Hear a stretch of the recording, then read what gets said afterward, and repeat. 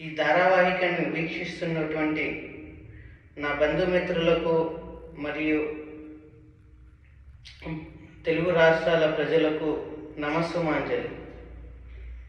ఈ ధారావాహికను ముఖ్యంగా చిత్రీకరించడానికి ఈ ముఖ్య ఉద్దేశం ఏంటి అంటే, ప్రజాస్వామ్య దేశంలో ప్రజలకి ఇచ్చే ఒక ఆయుధాన్ని సక్రమంగా ఉపయోగించుకోవాలని ప్రార్థిస్తూ ఈ ధారావాహికని కొనసాగిస్తున్నాను.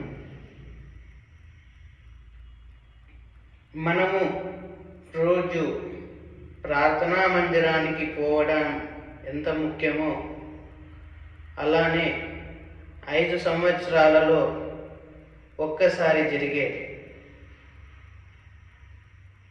సార్వత్రిక ఎన్నికలలో పాల్గొనడం కూడా అంతే ముఖ్యం. ఎందుకంటే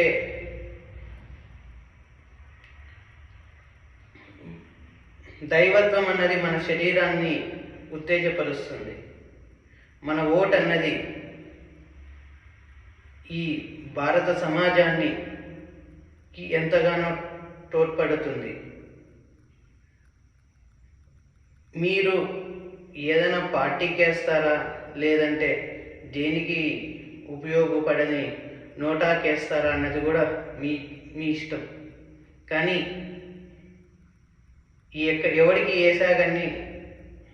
ఎవరికి వేసారనేది ముఖ్యం కాదు. కానీ ఈ ఆయుధాన్ని ఉపయోగించుకున్నామా లేదా అన్నదే మనకు ముఖ్యం.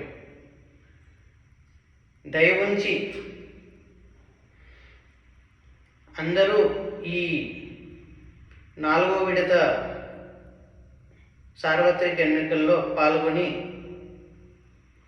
రాష్ట్రాన్ని మరియు దేశాన్ని ప్రగతి పదంలో నడిపిస్తారని కోరుకుంటున్నాము. ఎందుకంటే నేను ఇంతవరకు జరిగినటువంటి 2 విడతలలో పోలింగ్ శాతాన్ని గమనించాను.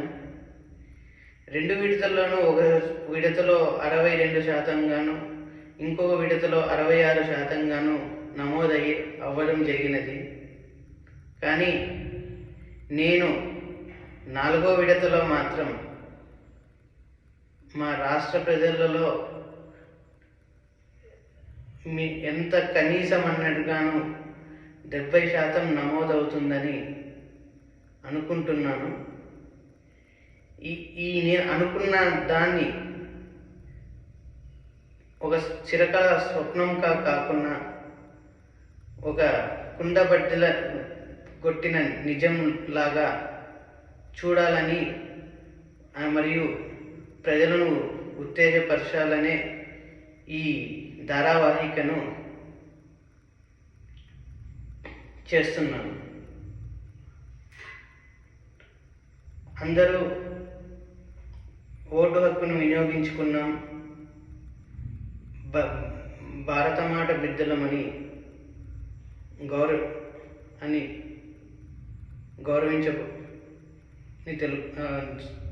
గౌరవాన్ని చాటుకున్నాం.